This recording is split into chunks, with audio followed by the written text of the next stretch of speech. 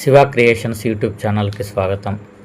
June 14 నుండి 20 వరకు మకర రాశి వారికి గ్రహాల సంచారం మరియు గోచార ఫలితాల ఆధారంగా అత్యంత సానుకూలమైన మరియు విజయవంతమైన సమయం నడుస్తుంది. మీ రాశి నుండి 6వ ఇంట బుధాదిత్య యోగం, అలాగే 7వ ఇంట ఉచ్చస్థితిలోని గురుడు అనుగ్రహం వలన మీ జీవితంలో కీలకమైన మార్పులు చోటు చేసుకుంటాయి. జూన్ 15న సూర్యుడు మరియు బుధుడు మీ రాశి నుండి 6వ స్థానమైన మిథున రాశిలోకి ప్రవేశిస్తారు. దీనివలన కోర్టు కేసులు, శత్రువులపై విజయం లభిస్తుంది. పోటీ పరీక్షల్లో విద్యార్థులు అద్భుత విజయాలు సాధిస్తారు. దేవగురువు బృహస్పతి మీ రాశి నుండి 7వ స్థానమైన కర్కాటక రాశిలోకి ఉచ్చస్థితిలో సంచరిస్తున్నారు. హంస రాజయోగాన్ని ఇస్తున్నారు. ఇది మీ సమాజ గౌరవాన్ని, వ్యాపార లాభాలను మరియు వివాహ యోగాన్ని విపరీతంగా పెంచుతుంది.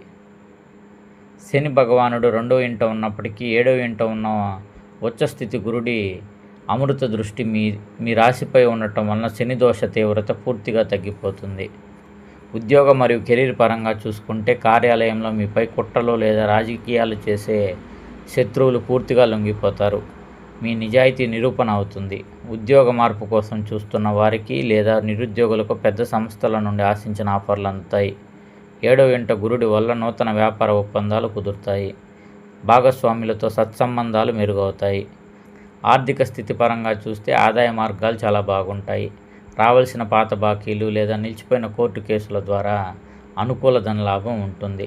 చాలా కాలంగా నిలిచిపోయిన బ్యాంకు లోన్లు లేదా అప్పులు ఈ వారంలో సులభంగా మంజూరవుతాయి. స్థిరాస్తి లేదా నూతన వ్యాపారాల్లో దీర్ఘకాలిక పెట్టుబడులు పెట్టడానికి ఈ వారం అత్యంత అనుకూలమైంది.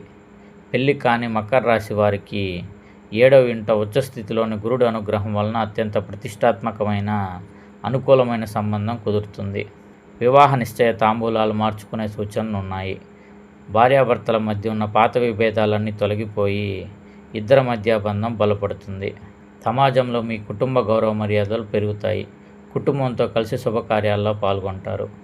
6వ ఇంట సూర్యుడి సంచారం వలన దీర్ఘకాలిక రోగాలతో బాధపడుతున్న వారు ఈ వారం కొత్త చికిత్సల ద్వారా వేగంగా కోలుకుంటారు.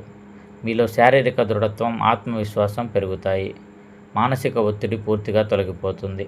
మకర రాశికి అధిపతి శనిదేవుడు కావడం వల్ల శనివారం నాడు హనుమాన్ చాలీసా పఠించడం లేదా శనిదేవునికి నల్ల నువ్వుల నూనెతో దీపారాధన చేయడం శ్రేయస్కరం.